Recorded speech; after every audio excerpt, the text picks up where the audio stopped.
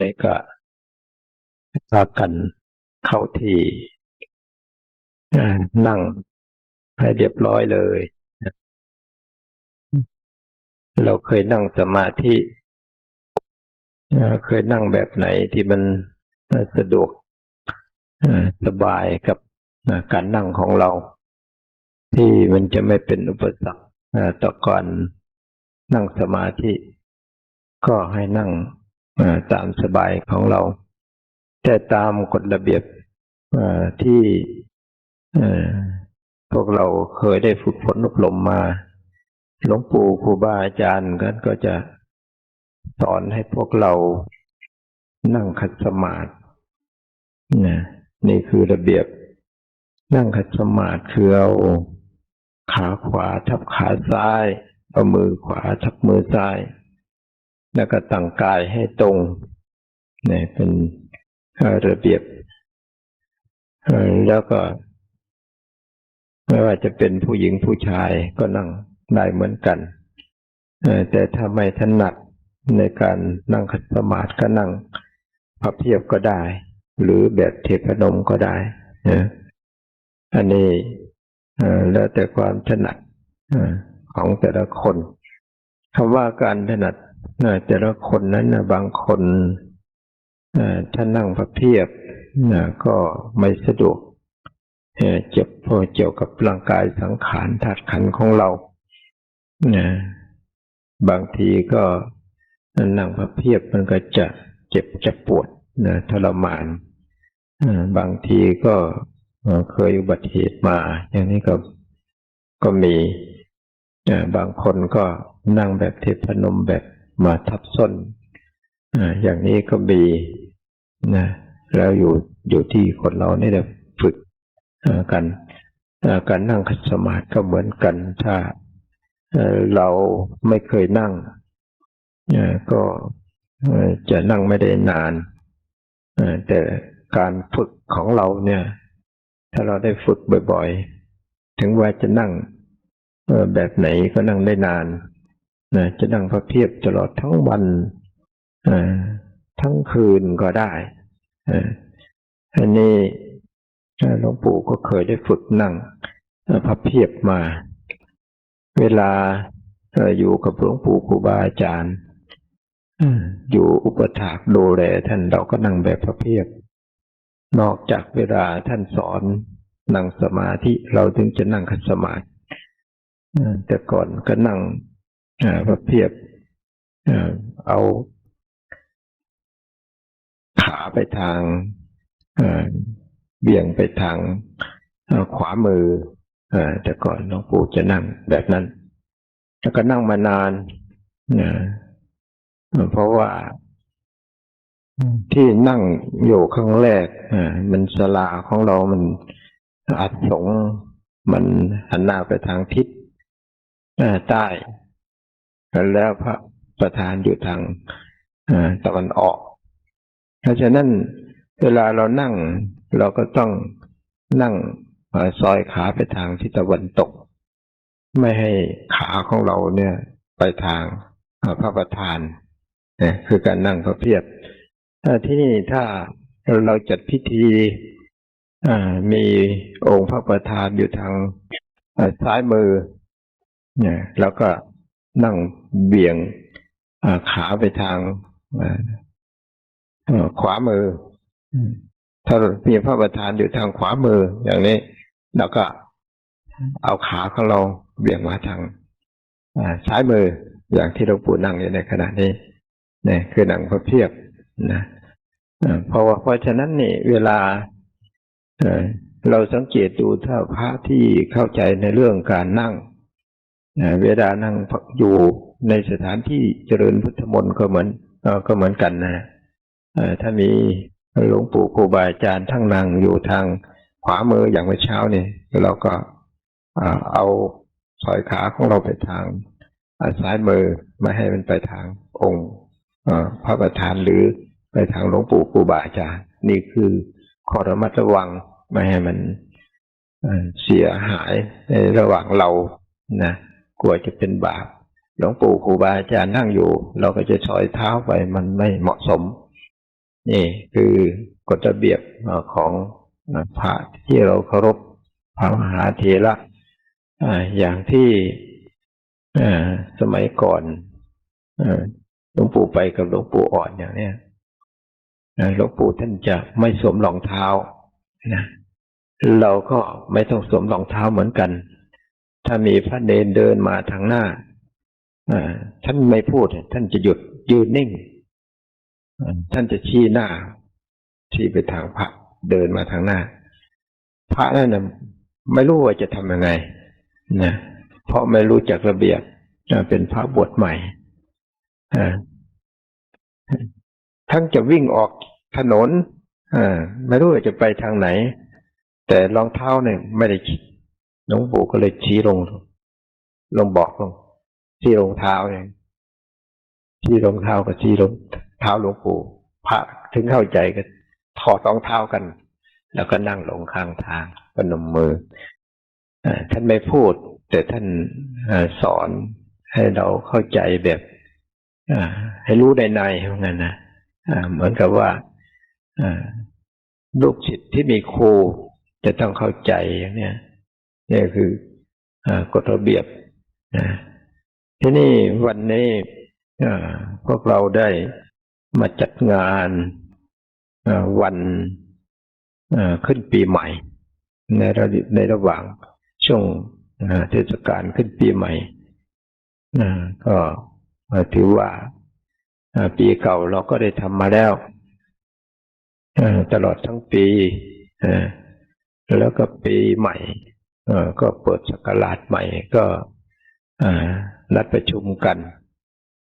มาทำบุญให้ทานในวันนี้มาฟังพระสงฆ์และพระมหาเถระมาจากหลายทิศหลายทางมาหลายจังหวัดมาเจริญพุทธมนต์ให้เป็นสิริมงคลกับสำนักงานของพวกเราแล้วก็ให้เป็นสิริมงคลกับพวกเราทุกๆคนที่ได้มาทำบุญให้ทานมารักษาศีลแล้วก็มาฟังพระธรรมเทศนาการฟังพระธรรมเทศนานี่คือเราฟังแล้วนั่นนะเพื่อจะได้นำไปประพฤติปฏิบัติหรือเราได้ปฏิบัติมาแล้วเกิดความเข้าใจมาพอสมควรบางคนก็ได้ปฏิบัติติดต่อกันมาเป็นเวลายาวนานถึงกับได้รับความสงบถ้าได้ฟังธรรมขอเข้าใจในเรื่องความสงบก็เหมือนกับว่าเรามีทรัพย์อยู่แล้วแต่ถ้ามีทรัพย์ที่จะมาเพิ่มเข้าไปอีกเติมเข้าไปอีกก็ได้ทรัพย์มากขึ้นไปอีกก็ยิ่งทวีคูณเข้าไปอีกเมื่อได้มากไปเท่าไหร่ก็ดีใจสำหรับพ่อค้าพาณิชย์ต่างๆสำหรับผู้ปฏิบัติธรรมก็เหมือนกันถ้าเราได้ปฏิบัติธรรมได้รับความสงบถ้าหลวงปู่ครูบาอาจารย์ท่านแนะนำในเรื่องความสงบเราก็จะเข้าใจในเรื่องสงบเพิ่มเติมเข้าไปอีกทำให้มีกำลังจิตกำลังศรัทธามีความเชื่อมั่นในตัวเองที่ได้ยินได้ฟังจากหลวงปู่ครูบาอาจารย์ท่านได้อธิบายธรรมะให้กับพวกเราฟังแล้วก็เข้าไปเป็นอันหนึ่งอันเดียวกันกลมเกลียวเป็นอันเดียวกันนั่นก็หมายถึงว่าเรากับหลวงปู่ครูบาอาจารย์ที่ท่านแสดงมานั้นไม่ต่างกันกับในขณะที่เราปฏิบัติอยู่ในปัจจุบันนี้นี่ก็คือจะให้กำลังใจของตนเองนั้นเกิดศรัทธาความเชื่อความเลื่อมใสมากขึ้นมีศรัทธาแรงกล้ามากขึ้นนี่คือการแสวงหาธรรมะแสวงหาธรรมะจากหลวงปู่ครูบาอาจารย์หลายๆท่านหลายๆองค์ที่ท่านได้ประพฤติปฏิบัติประสบการณ์และจนชำนิชำนาญในการพินิจพิจารณาในเรื่องกระแสของกิเลสทั้งหลาย หรือเกิดความชำนิชำนาญในการประพฤติปฏิบัติเพื่อจะระงับความโลภความโกรธความหลงหรือระงับนิวรณ์ต่างๆที่เกิดขึ้นในจิตของแต่ละคนที่นี่การที่จะเอาชนะนิวรณ์ทั้งหลายไม่ใช่ว่ามันจะเอาชนะง่ายๆก็คือความง่วงเหงาหาวนอนหงุดหงิดกระวนกระวายออกร้อนออกรนแม้แต่นั่งอยู่ไม่มีอะไรมาไต่ตามเนื้อตามตัวก็เหมือนกับว่าไต่ไปทั่วตัวอย่างนี้ทำให้จิตไม่ได้รับความสงบอย่างนี้มันก็เป็นนิวรณ์ได้แล้วก็ความง่วงเหงาหานอนอันนี้เป็นเรื่องที่สำคัญ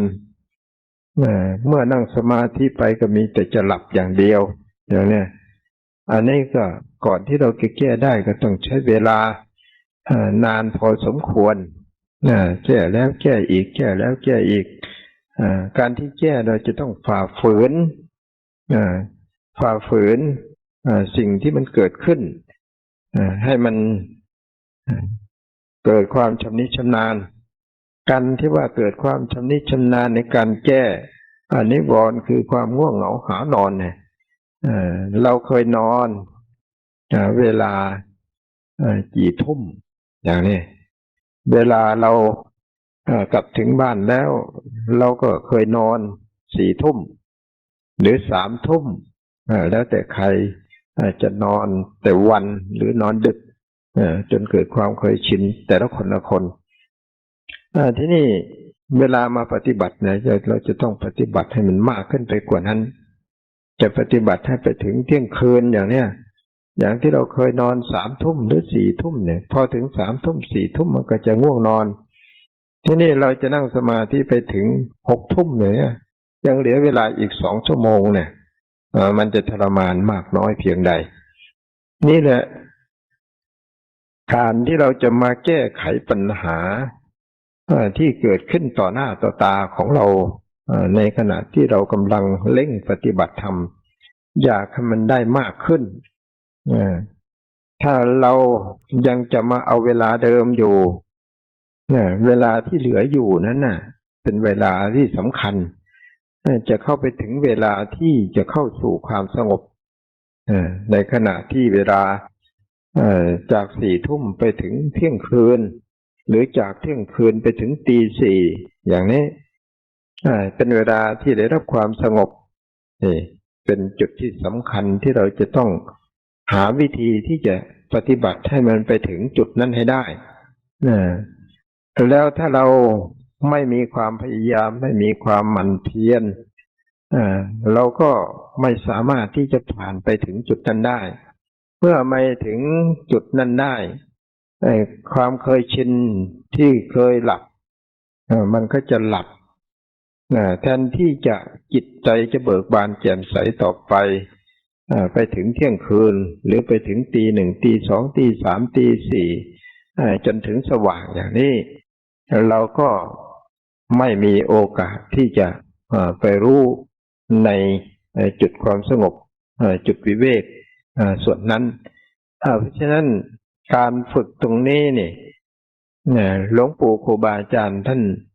ก็เหมือนกับพวกเราไม่ได้ต่างกันถึงเวลานอนก็อยากนอนที่นี่แต่อยากปฏิบัติให้มันมากขึ้นท่านก็ใช้นโยบายเวลาที่จะปฏิบัติธรรมให้มันผ่านพ้นไปได้นะถ้าเวลาถึงเวลาที่เคยนอนท่านจะไม่นอนท่านจะลุกไปเดินจงกรมอยู่ในจงกรมเสียก่อนเดินไปจนถึงเที่ยงคืนจะมานั่งถ้ามันเกิดความง่วงเราไม่เคยผ่านไปหลายวันหลายคืนอย่างที่กล่าวมาเราก็อาจจะง่วงมากขึ้นแต่การที่ง่วงมากขึ้นเนี่ยเป็นการดีนะไม่ใช่ว่าไม่ดีเจ็บปวดทรมานมากๆก็เป็นการดีทำไมถึงว่ามันดีในขณะนั้นเราจะเตรียมสติเตรียมความอดทนให้เต็มที่นะ การรวมจิตของเราก็จะพยายามรวมให้เต็มที่จดจ่อเต็มที่เนี่ย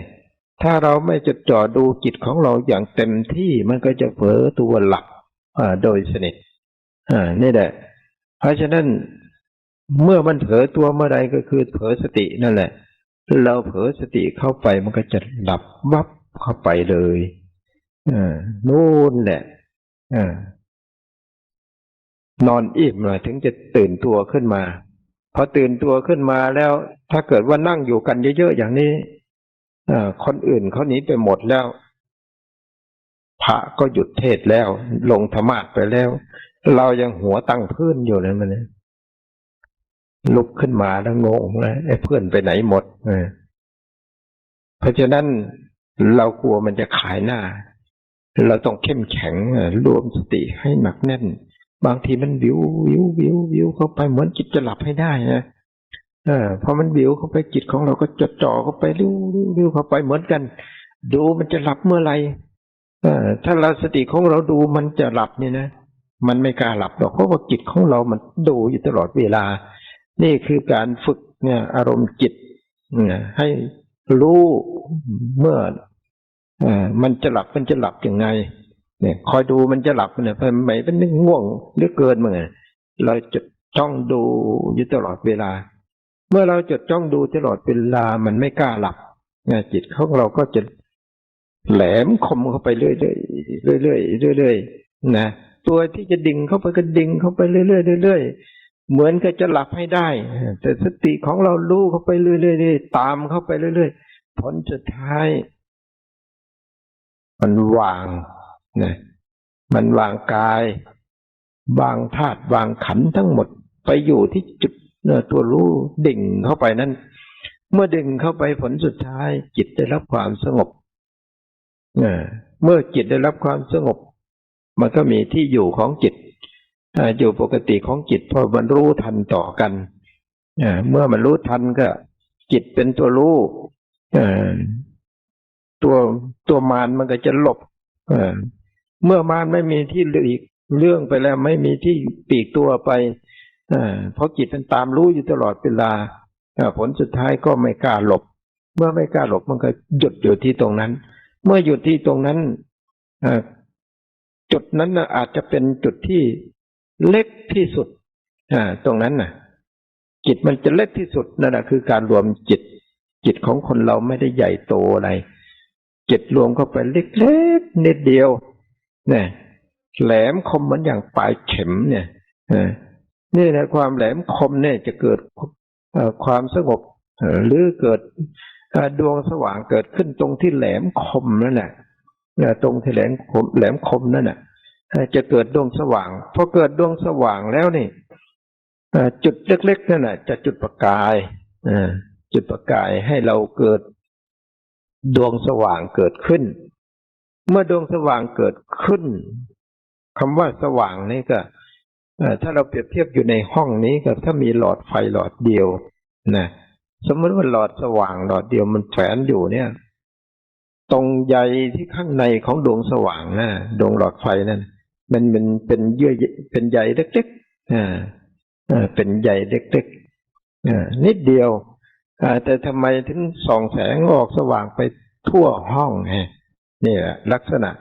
สิ่งที่ในทั่วห้องของเราเนี่ยมันสว่างออกไปนี่ถ้าเราตรวจดูก็เห็นหมดมีอะไรอยู่มุมไหนทิศใดทางใดรอบๆมันก็จะเห็นหมดนะแม้แต่มดตัวเล็กๆไต่อยู่ก็มองเห็นเนี่ยนะคือตัวรู้ตัวเห็นเกิดขึ้นจากแสงสว่างที่เกิดขึ้นในขณะที่จิตมันได้ประกายแสงขึ้นมานี่เป็นกระแสของจิตเนี่ยที่สว่างขึ้นมาเมื่อเกิดความรู้แจ้งเห็นจริงอย่างนั้นตอนนั้นกำลังสนุกกำลังตามดูอยู่นะกำลังตามดูเมื่อเรากำลังตามดูอยู่ก็สนุกไปเรื่อยๆผลสุดท้ายจนถึงสว่างโดยไม่รู้ว่ามันสว่างเร็วเหลือเกินอย่างเนี้ยถ้าเราจิตของเรามันไม่เป็นอย่างนั้นมีแต่เจ็บมีแต่ปวดมีแต่มืดมันไม่ได้สว่างมันก็เหมือนกับว่าเวลานี่นานเหลือเกิน อดทนแล้วอดทนอีกกันแล้วกันอีกปวดแล้วปวดอีกสารพัดอย่างที่มันจะมาลุมเล่าจิตใจของเราให้ออกจากสมาธิให้ได้ถ้ายิ่งเรายิ่งอดไปเท่าไหร่ทนไปเท่าไหร่ก็ยิ่งทรมานยิ่งเหมือนกับเวลามันยาวนานเป็นเมื่อไหร่มันจะจบชั่วโมงหนึ่งเนี่ยชั่วโมงหนึ่งเนี่ยเหมือนจะนานที่สุดแต่ถ้าจิตของเราได้รับดวงสว่างขึ้นมาแล้วเนี่ยมันมีอะไรดูแล้วมันมีความสนุกเลยจิตมันก็เพลิดเพลินไปตามความสะดวกสงบหรือสว่างเมื่อมันเพลิดเพลินไปแล้วเนี่ยเวลาที่เพลิดเพลินเนี่ยมันหมดง่ายนะแต่ดูนาฬิกาแล้วเป็นหลายชั่วโมงอย่างเนี้ย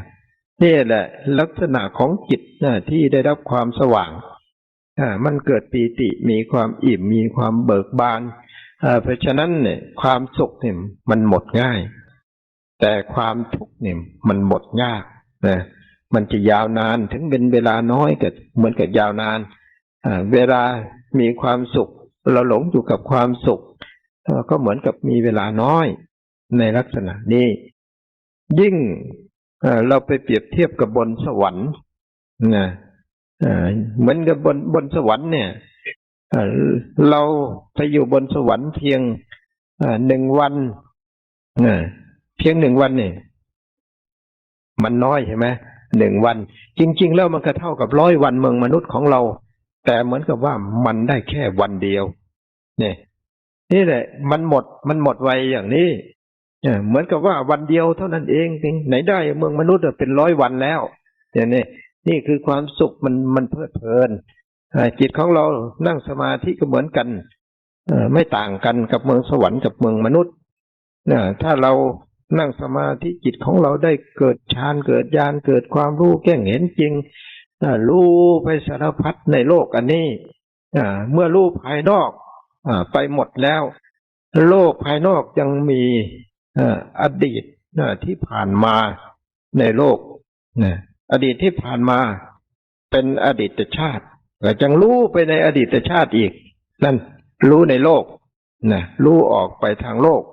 รู้ออกไปทางโลกก็รู้ไปมันเป็นประโยชน์อะไรรู้ไปเป็นประโยชน์ก็คือรู้สุขรู้ทุกข์สุขที่เกิดขึ้นกับภพชาติของตนเอง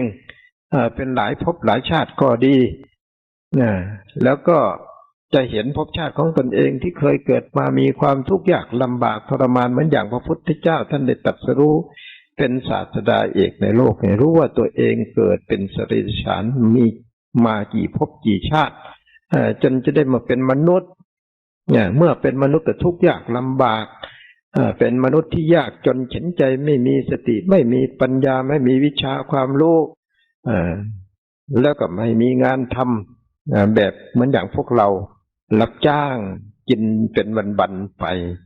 ก็ทุกอย่างนั้นก็หลายภพหลายชาติทำไมถึงทุกอย่างนั้นเป็นอะไรมาถึงได้ทุกอย่างนั้นโอ้ผลที่เราได้ทุกอย่างนั้นก็เพราะเคยผิดศีลผิดธรรมมาเราไม่เคยทำบุญให้ทานรักษาศีลเจริญเมตตาภาวนาก็จะเห็นอดีตชาติของตนเองแล้วเมื่อมาเห็นภพชาติที่ตนเองเจริญรุ่งเรืองเป็นพ่อข้าพาณิชย์เป็นนายแพทย์หรือเป็นผู้พิพากษาเป็นนักกฎหมายเป็นราชามหากษัตริย์ต่างกันขึ้นมากับภพชาติที่ทุกข์ยากลำบากเป็นเพราะอะไรก็จะเห็นภพชาติของตนเองเคยสร้างคุณงามความดีอานิสงส์ที่เคยสั่งสมมาก็ได้ทวีคูณขึ้นมาจนถึงราชามหากษัตริย์ผลสุดท้ายจนถึงพบปัจจุบันที่ตนเองได้ตรัสรู้เป็นศาสดาเอกในโลกเนี่ยเพราะอานิสงส์หรือบารมีที่ตนเองได้สั่งสมมาเป็นเวลายาวนานมันมาเต็มเนี่ยเห็นอย่างนี้แล้วเขาเรียกว่าเห็นภพชาติเห็นความรู้ทางโลกที่เคยเกิดมาแล้วก็เอาวิชาทางโลกนั่นแหละมาสอนในปัจจุบันสอนตนเองในปัจจุบันเอามาพิจารณาทำยังไงเราถึงจะไปสอนเวไนยสัตว์ทั้งหลายที่อยู่ในโลกนี้ให้รู้ทำเห็นทำให้เข้าใจเหมือนอย่างเราที่เราได้พบมาได้เจอมา ในอดีตชาติถึงปัจจุบันชาติอย่างนี้นี่คือความทุกข์ในมนุษย์เวียนว่ายตายเกิดในวัฏสงสารไม่มีวันที่จะสิ้นสุดถ้าเราไม่ได้แนะนำสั่งสอนผู้คนเหล่านั้นก็จะหลงงมงายอยู่ตลอดเวลาเมื่อเราไปแนะนำสั่งสอนทำให้เขาเกิดศรัทธาความเชื่อความเลื่อมใสได้มาประพฤติปฏิบัติมารักษาศีลภาวนาเหมือนอย่างเรามาได้ทำบุญให้ทานเหมือนอย่างเราอานิสงส์ของเขาก็จะเต็มเปี่ยมขึ้นมาก็จะเกิดสติปัญญารู้แจ้งเห็นจริงเมื่อปฏิบัติธรรมอานิสงส์นั้นเต็มเปี่ยมขึ้นมาก็จะรู้ธรรมเห็นธรรมได้ง่ายเมื่อรู้ธรรมเห็นธรรมสติปัญญาก็เสียบแหลมเข้าไปก็จะมองเห็นว่าสิ่งที่จะหนีจากโลกไม่กลับไปเวียนว่ายตายเกิดในวัฏสงสารอีกไม่อยู่ไปใต้อำนาจของกิเลสและตัณหาทั้งหลายอีกต่อไปเราจะทำยังไงก็จะต้องหาวิธีที่จะแก้ไขจิตใจของตนเองปลดเปลื้องความโลภความโกรธความหลงที่มีอยู่ในจิตใจมาอยู่ยาวนานเป็นหลายร้อยหลายพันปีหลายพันพระชาติหลายหมื่นชาติอย่างนี้ก็จะปลดเปลื้องออกในจิตใจของตนในปัจจุบันนี้นี่คือดวงปัญญาที่มันเกิดขึ้นจากสมาธินี่ถ้าพูดตามหลักธรรมะเรียกว่าฝึกสมถกรรมฐานและวิปัสสนากรรมฐานส่วนสมถะนี่ทำให้เกิดความสงบขัดเกลาจิตของตนเองจนมีสีมีสันมีแสงขึ้นมาที่เรียกว่าฌานเกิดขึ้นแล้วเมื่อเกิดฌานแล้วเกิดความรู้แจ้งเห็นจริงขึ้นมาเมื่อเห็นสิ่งที่ไม่ดีก็มีสติปัญญาไม่อยากเป็นอย่างที่เคยเป็นมาเมื่อเห็นสิ่งที่เราเคยได้สร้างความดีเราก็อยากจะสร้างความดีให้มากขึ้นนี่คือสิ่งที่เรารู้เกิดความอยากขึ้นมาเรียกว่าปัญญาเรียกว่าปัญญาหาวิธีทางที่จะให้เจริญรุ่งเรืองขึ้นไปเรียกว่าวิปัสสนาปัญญาเกิดขึ้นนี่ของคู่กันมันมีอยู่สองอย่างนี้ที่นี่กิเลสทั้งหลายเนี่ยมันอยู่ที่ใดนะทุกคนมีกิเลสนะไม่มีใครอยากจะมีกิเลสแต่ว่ามันมีกิเลสที่นี่เมื่อกิเลสมันบงการบางคนก็หลงไหลจนกินไม่ได้นอนไม่หลับใฝ่ฝันอยู่ตลอดทั้งวันทั้งคืนปรุงแต่งอยู่ตลอดทั้งวันทั้งคืนนี่แหละทำให้เกิดความทุกข์คนไหนที่ไม่ได้ไปปรุงไม่ได้ไปแต่งไม่ได้คิดระงับอยู่ตลอดเวลาดำเนินสติปัญญาพิจารณาอยู่ตลอดเวลาอิ่มอยู่ตลอดเวลามีความสุขอยู่ตลอดเวลาหลับตาลงไปก็มีแต่ความสุขมีความเบิกบานแจ่มใสด้วยความรู้แจ้งเห็นจริงในธาตุในขันธ์ของตนเองว่าเป็นของไม่เที่ยงเป็นอนิจจังทุกขังอนัตตาสักวันหนึ่งมันจะต้องเสื่อมสลายลงไปสิ่งที่เรามีอยู่นี้ก็จะแยกออกจากกัน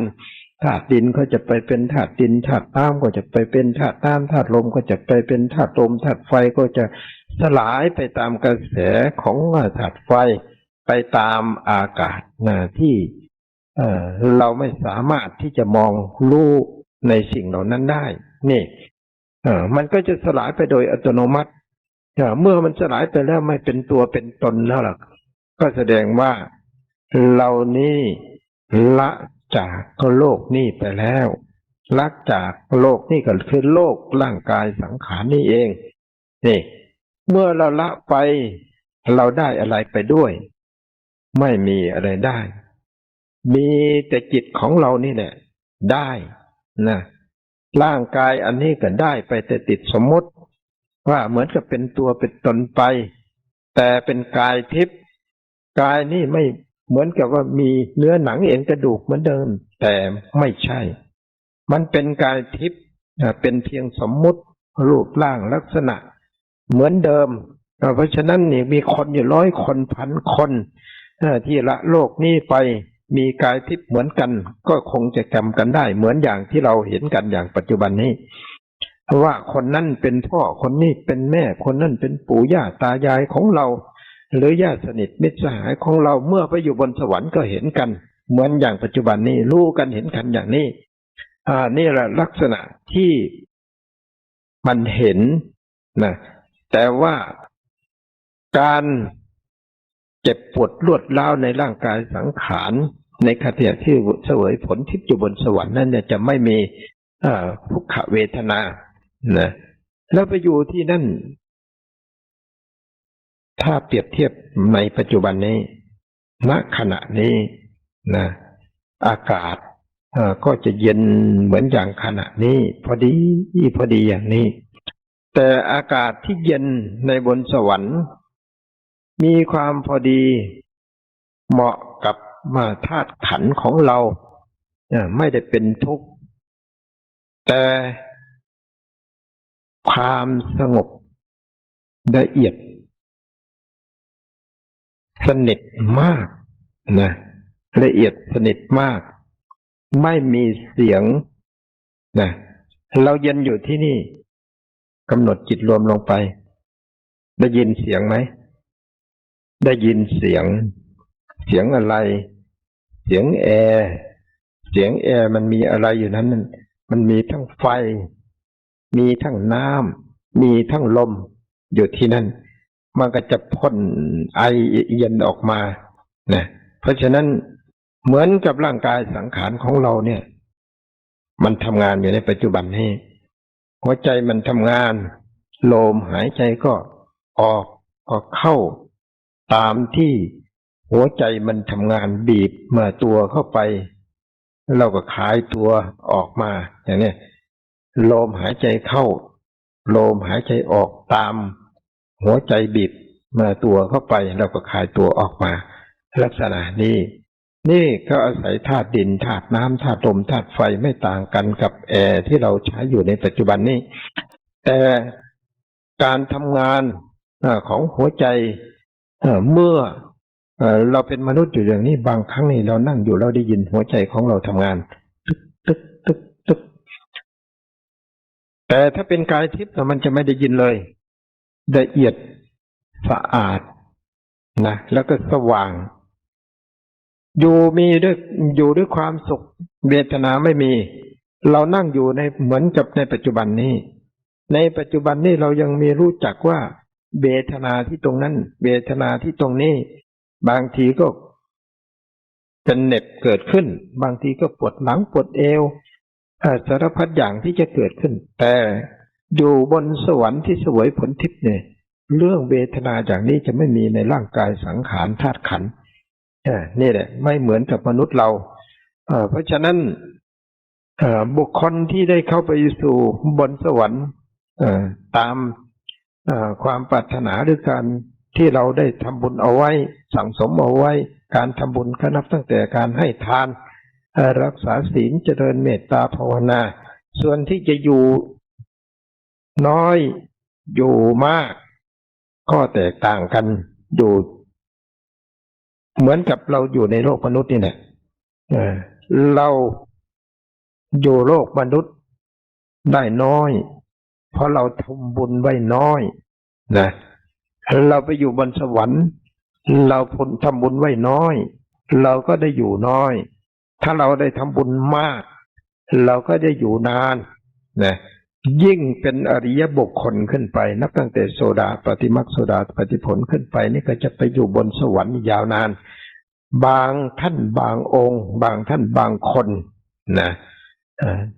ที่ละสังขารไปแล้วเนี่ยนับตั้งแต่โสดาปฏิมรรคโสดาปฏิผลสกทาคามีมรรคสกทาคามีผลอนาคามีมรรคอนาคามีผลเนี่ยก็จะยาวนานไปเรื่อยๆโสดาปฏิมรรคโสดาปฏิผลบางทีได้สำเร็จโสดาปฏิมรรคโสดาปฏิผลอย่างพระนางมหาสิริ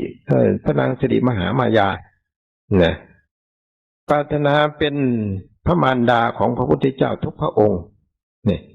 เป็นพระโสดาปฏิมรรคโสดาปฏิผลพระนางจะได้ไม่ได้ลงมาเกิดอีกนับตั้งแต่ประสูติสิทธัตถะราชกุมารแล้วก็ได้7 วันก็สวรรคตเมื่อสวรรคตแล้วก็ไปอยู่สวรรค์ชั้นดุสิตนู่นพระศรีอริยเมตไตรจะลงมาประสูติในโลกมนุษย์ พระนางสิริมหามายาก็จะลงมาเกิดในเมืองมนุษย์แล้วก็ถึงจะมีลูกชายมาเกิดด้วยเนี่ยดูที่ยาวนานไหมนั่นแหละคนที่ทำบุญไว้ยาวนานก็คือคนที่จะทำบุญไว้มากละกิเลสตัณหาที่มีอยู่คือความโลภความโกรธความหลงที่มีอยู่ในจิตใจของตนเองให้หมดสิ้นไปหรือเบาบางไปแล้วก็จะอยู่ที่บนสวรรค์ได้ยาวนานพวกเรายังไม่ได้เข้าใจลึกถึงขนาดนั้นที่ไม่ได้รู้ลึกมากถึงขนาดนั้นเนี่ยทำไมจะเอาอะไรมาเป็นเครื่องวัดหลวงปู่ก็เคยมีญาติโยมมาถามอยู่บ่อยๆว่าพ่อของโยมตายไปได้อาทิตย์หนึ่งแล้วไปเกิดหรือยังคิดดูสิแสดงว่าไม่รู้นะแล้วไปคำนวณได้ยังไงว่าพ่อตัวเองจะมาเกิดนะคนอะไรจะไปเกิดง่ายถึงขนาดนั้นที่เกิดมันเกิดในภพอื่นเกิดได้อยู่ในภพอื่นในภพวิญญาณในภพวิญญาณก็ถ้าทำความชั่วก็ไปเกิดในนรกถ้าทำความดีก็ไปเกิดบนสวรรค์อันนี้เกิดได้แต่คำถามนี่เหมือนกับว่าไปเกิดเป็นมนุษย์แล้วหรือยังโอ้ยมันจะไปเกิดได้ยังไง7 วันคิดดูที่คนไหนแต่งงานไปแล้วในก่อนที่จะได้ลูกเนี่ยท้องกี่วันถึงคลอดลูกก็เราลองคิดดูสิมันต้อง9 เดือนถึง10 เดือนหรือ8 เดือนเต็มอย่างเนี้ยบางคนก็เป็นอย่างนั้นถึงจะคลอดนะไม่ใช่ว่า7 วันเนี่ยมันจะเกิดไปแล้วมันไม่ใช่นะแล้วก็ถามสุ่ม 4 สุ่ม 5ไปเราก็ตอบเกิดแล้วเราก็พูดไว้ หลวงปู่ก็ตอบเลยแหละเกิดแล้วไปเกิดแล้วไปเกิดที่ไหนคนไหนทำดีเราก็บอกว่าโน่นแหละสวรรค์คนไหนทำบาปก็โน่นแหละนรกบาปไม่มากก็เป็นสัมภเวสีอยู่โน่นแต่ถ้าพูดอย่างนั้นนะลูกก็น่าจ่อยไปเลยทำไงพ่อหนูถึงจะพ้นจากความทุกข์ทำบุญให้ก็บอกไปจะถึงหรือเปล่าอันนั้นถึงไม่ถึงนั่นนะเป็นเรื่องหนึ่งนะการที่จะทำบุญไปถึงผู้ที่ตายไปนะไม่ใช่ว่ามันจะได้ทันทีนะพระพุทธเจ้าได้แสดงเอาไว้ว่าการทำบุญอุทิศส่วนกุศลไปให้ผู้ที่ละโลกนี้ไปแล้วบุคคลคนนั้นเมื่อไปตกอยู่ในนรกอเวจีแล้วมีคนจะไปส่งเสบียงได้ไหมมันอยู่ในกลางทะเลนู่นน้ำเด็กแดงอยู่นู่นใครจะเอาไปส่งได้นะมันก็เอาไปส่งไม่ได้แล้วผลบุญนั่นไปอยู่ที่ไหนก็อยู่ที่คนที่ทำนี่แหละนะอานิสงส์ก็จะเกิดอยู่กับคนที่ทำนี่แหละลูกหลานที่ทำนี่ยังมาเป็นได้รับบุญได้เกิดรับกุศลอยู่นี่เป็นการสั่งสมบุญกุศลอยู่นี่แต่บุญกุศลที่สั่งสมอยู่นี่นะเมื่อผู้ที่เป็นบิดามารดาหลุดพ้นจากเมืองนรกมาเมื่อไหร่ก็ยังมีส่วนแบ่งอยู่นะนี่มันเป็นภาษาจิตที่แบ่งอยู่ตลอดเวลานะพอพ้นจากนั้นขึ้นมาก็จะได้รับมารับส่วนบุญส่วนกุศลเมื่อได้รับส่วนบุญส่วนกุศลแล้วทำยังไงถึงจะได้ไปเกิดนะก่อนที่จะได้ไปเกิดต้องเกิดความสำนึกความสำนึกรับบาปของตนเองรับสารภาพต่อตนเองได้ทำความชั่วเอาไว้แล้วจะไม่ทำอีกถ้าทำแล้วมันก็เป็นบาปอย่างนี้ได้ทรมานอยู่อย่างนี้สำหรับผู้ที่เขาไม่ได้ทำบาปเขาตายไปแล้วเนี่ยเขาไปอยู่บนสวรรค์ไปเป็นเทพเป็นเทวดาเสวยทิพย์สมบัตินั่นเขาได้ทำบุญเราอยากจะเป็นเหมือนอย่างเขาเมื่อเราอยากจะเป็นอย่างเขาแล้วจะทำยังไง ขอให้ข้าพเจ้าได้เกิดเป็นมนุษย์เกิดขึ้นมาเป็นมนุษย์แล้วจะไปทำบุญทำทานไปรักษาศีลเจริญเมตตาภาวนาเหมือนอย่างเขาคนนั้นอย่างนี้เมื่อมีจิตศรัทธาเริ่อมใสอย่างนี้ก็บาปก็จะเบาบางลงไปเรื่อยๆเรื่อยๆตามกระแสของจิตที่สะสมไปเรื่อยๆทุกวันผลสุดท้ายก็พ้นจากกรรมเมื่อพ้นจากกรรมแล้วก็จะไปเกิดในสวรรค์เลยก็ได้หรือจะแสวงมาหาที่เกิดเป็นมนุษย์อีกเมื่อเกิดเป็นมนุษย์อีกแล้วตามความสำนึกของตนเองบางคนก็สมปรารถนาที่ได้ปรารถนาเป็นเวลาระยะยาวนานตั้งแต่ได้สติมาเป็นอาจจะเป็น100 ปีอย่างเนี้ยถึงจะได้มาเกิดอย่างนี้การสั่งสมอนุโมทนาตามที่เห็นคนอื่นเขาทำบุญเห็นพวกเราทำบุญอย่างนี้เขาก็อนุโมทนาด้วยสาธุเวลาเราทำบุญอย่างนี้เขาก็จะสาธุอยู่เรื่อยๆเหมือนกันนะขออนุโมทนาด้วยถ้าข้าพเจ้าได้ไปเกิดข้าพเจ้าก็จะมาทำเหมือนกับพวกท่านนี่แหละอย่างนี้ทุกครั้งไปบางทีก็จะได้มาเกิดเป็นมนุษย์โดยง่ายเนี่ยเมื่อมาเกิดแล้วจิตก็เป็นบุญเป็นกุศลมีศีลมีธรรมอยู่ในใจเห็นสัตว์ตัวเล็กๆน้อยๆก็เกิดเมตตาสงสารแสดงว่ามีศีลข้อที่1แล้วแล้วก็ไม่ขโมยเอาของคนอื่นไม่ไปล่วงละเมิดในสิทธิบุคคลคนอื่นซึ่งเป็นสามีภรรยาของคนอื่นหรือไม่ไปโกหกพกลมไม่กินเหล้าเมายาติดยาเสพติดให้โทษอย่างเนี้ยเป็นอุปนิสัยเกิดขึ้นมาเลยไม่มีใครไปแตะต้องในสิ่งเหล่านี้นี่ความบริสุทธิ์ก็จะเกิดขึ้นอย่างนี้จากที่เคยเป็นสัตว์นรกจากที่เคยเป็นสัมภเวสีจากที่เคยเป็นเปรตก็มาเป็นมนุษย์เมื่อเป็นมนุษย์จะตายจากโลกนี้ไปก็จะเป็นเทพเป็นเทวดาเป็นสักกะเทวราชนี่เป็นอย่างนี้นี่คือบุญกุศลสามารถที่จะข้ามขั้นได้โดยง่ายนี่คือการสั่งสมบารมีเพราะฉะนั้นนะพวกเรามาทำบุญในวันปีใหม่วันนี้ก็ถือว่าเรามีความตั้งใจเปิดศักราชใหม่ก็อยากจะฟังธรรมะคำสั่งสอนขององค์สมเด็จพระสัมมาสัมพุทธเจ้าธรรมะคำสั่งสอนขององค์สมเด็จพระสัมมาสัมพุทธเจ้าก็มีอยู่ในตำรานะอยู่ในตำราถ้าเราปฏิบัติได้เมื่อไหร่ก็อยู่ในตัวของเราทุกคนพระพุทธเจ้าแบ่งไว้ให้แล้วให้ทุกคนแต่เราจะทำเอาได้มากหรือน้อยนี่มันอยู่ที่กำลังศรัทธาของเรา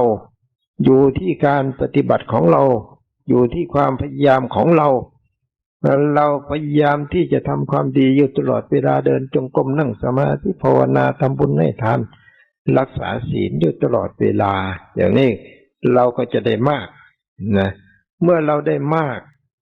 เราละจากพวกนี้ไปเราก็จะไปอยู่สวรรค์นานๆไม่ต้องมาเกิดง่ายนู่นความปรารถนาของพวกเราทุกวันนี้ปรารถนาปรินิพพานนะนิพพานะปัจจโยโหตุว่าเกือบจะทุกวันนะว่าทุกวันนี่คือความปรารถนาเมื่อปรารถนาอย่างนี้อยู่ไกลไหมน่ะนิพพานะปัจจโยโหตุถ้าเป็นคนมีบุญไปอยู่บนสวรรค์นานๆความสุขถึงจะนานก็เหมือนกับว่าไม่นานเหมือนกับว่า20 ปี30 ปีถ้าเปรียบเทียบกับโลกมนุษย์ของเราอย่างนี้นะเหมือนกับเรามีอายุ20 ปี30 ปีหรือ50 ปีหรือ100 ปีก็ไปเจอพระศรีอริยเมตไตรแล้วพอไปเจอพระศรีอริยเมตไตรพระศรีอริยเมตไตรท่านลงมาตรัสรู้แล้วเราก็มาเกิดก็เลยฟังธรรมของพระองค์นี่ด้วยการสั่งสมธรรมะอยู่ในปัจจุบันนี้ชำระกิเลสอยู่ในปัจจุบันนี้ทานอยู่ตลอดเวลารักษาศีลอยู่ตลอดเวลาเดินจงกรมนั่งสมาธิภาวนาอยู่ตลอดเวลาคอยพิจารณากระแสของกิเลสอยู่ตลอดเวลาถึงจะมีกิเลสนี่ ก็รู้จักพอดีกับกิเลสพอดีกับกิเลสพอดียังไงไม่ให้มันเป็นโทษนะอย่างที่เราเป็นปุถุชนอย่างนี้เรามีครอบครัวมีสามีภรรยาก็ให้ยินดีแต่สามีให้ยินดีแต่ภรรยาของตนเองไม่ล่วงละเมิดนอกใจกันนี่แหละเรียกว่าพอดีเมื่อพอดีอย่างนี้สามารถที่จะสร้างบารมีให้เต็มเปี่ยมได้เหมือนอย่างพระเวสสันดรอย่างเนี้ยพระพุทธเจ้าของเราเสวยชาติเป็นพระเวสสันดรในภพสุดท้ายก็มาบารมีเต็มเมื่อบารมีเต็มแล้วมาเกิดเป็นสิทธัตถราชกุมารลูกชายก็ยังปรารถนามาเป็นบุตรชายอยู่อีกต่อไปคือราหุลน้อยเนี่ยจำเป็นก็ต้องมามีครอบครัวเสียก่อนมามีครอบครัวเสียก่อนเมื่อมามีครอบครัวแล้วก็พอราหุลน้อยประสูติออกมาแล้วพระบิดาก็เสด็จออกผนวดเนี่ยมันก็เป็นอย่างนี้อานิสงส์ถึงเต็มเมื่ออานิสงส์เต็มแล้วในขณะที่ออกผนวดตั้งใจบำเพ็ญภาวนาจนได้สำเร็จเป็นศาสดาเอกในโลกแล้วก็สามีที่ไปบวชจนได้เป็นพระพุทธเจ้าเนี่ยก็มีเมตตาได้กลับมาสอนเอาครอบครัวของตนเองนับตั้งแต่พระบิดาของตนเองและจะดอดถึงทายาทภรรยาลูกทุกคนเนี่ยเอาไปบวชในพุทธศาสนาอานิสงส์ลูกเมียหรือบิดามารดาของตนเองญาติพี่น้องของตนเองใครที่สร้างบารมีไหวเต็มแล้วก็จะเข้าสู่ถึงมรรคผลนิพพานได้สำเร็จกิจเป็นพระอรหันตมรรคอรหันตผลถ้าเป็นผู้หญิงก็เป็นภิกษุณีอรหันต์ถ้าเป็นผู้ชายก็เป็นพระอรหันต์ไม่เรียกว่าเป็นภิกษุณีเรียกว่าเป็นพระอรหันต์นี่แหละคือความบริสุทธิ์ที่เราสะสมอยู่ในปัจจุบันนี้ก็เป็นอย่างนั้นเพราะฉะนั้นเราที่จะพ้นทุกข์ได้เราต้องพยายามทำจิตของเราให้ได้เข้าสู่ความสงบนะความสุขที่เราปรารถนาก็จะได้สำเร็จนัตถิสันติปรังสุขขังสุขอื่นยิ่งกว่าความสงบที่มีในโลกนี่วิริยทุกขมัจเจติบุคคลที่จะล่วงความทุกข์ได้ก็เพราะความเพียรนี่เราเพียรเราพยายามตั้งใจปฏิบัติถึงเรียกว่าความเพียรเพียรจนถึงความสงบทั้งสองอย่างนี่ก็จะได้สำเร็จเมื่อสงบแล้วก็จะมีความสุขความสงบจะเกิดขึ้นมาจากความเพียรความพยายามนี่เรานั่งสมาธิเราก็มีสติมีสัมปชัญญะคือรู้อยู่ตลอดเวลานี่ขณะนี้เราทำอะไรอยู่เรามีสติมีสัมปชัญญะคือรู้ตัวนี่สติก็ระลึกได้สัมปชัญญะรู้ตัววิริยะความเพียรขันติความอดทนเนี่ยใช้ไม่ได้มากธรรมะคำสั่งสอนของพระพุทธเจ้าเนี่ยไม่ได้มากแต่ส่วนที่มากอยู่ในตำรา84,000พระธรรมพระขันธ์เต็มตู้พระไตรปิฎกอยู่นั้นอันเป็นธรรมของพระพุทธเจ้าที่พระพุทธองค์ได้ตรัสรู้แล้วรู้แจ้งเห็นจริงแต่รู้แจ้งเห็นจริงไม่ใช่ว่ารู้คนเดียวรู้สัตว์โลกทั้งหมดที่ได้รับทุกข์ทรมานเอามารวมเข้ากับเป็นอันหนึ่งอันเดียวกันทั้งสวรรค์ทั้งพระนิพพานทั้งนรกทั้งเปรตทั้งสัมภเวสีทั้งอสุรกายตลอดถึงเมืองบาดาลพญานาครู้หมดที่ว่าแต่ละท่านแต่ละคนเนี่ยเป็นยังไงแต่ละวิญญาณเนี่ยเป็นยังไงบาปกรรมเป็นยังไงรู้หมดนี่คือคำว่าความรู้ตัวนี้นี่เอามาเป็นธรรมะมันถึงมากมายก่ายกองแม้แต่ดูคนเดียวนี่อาการ32นี่ก็มากอยู่แล้วนะไม่ใช่ว่าน้อยนะที่นี่การที่เราจะรู้ในร่างกายสังขารของเราจะรู้จุดใดจุดหนึ่งเสียก่อนคือรู้ลมหายใจเข้าออก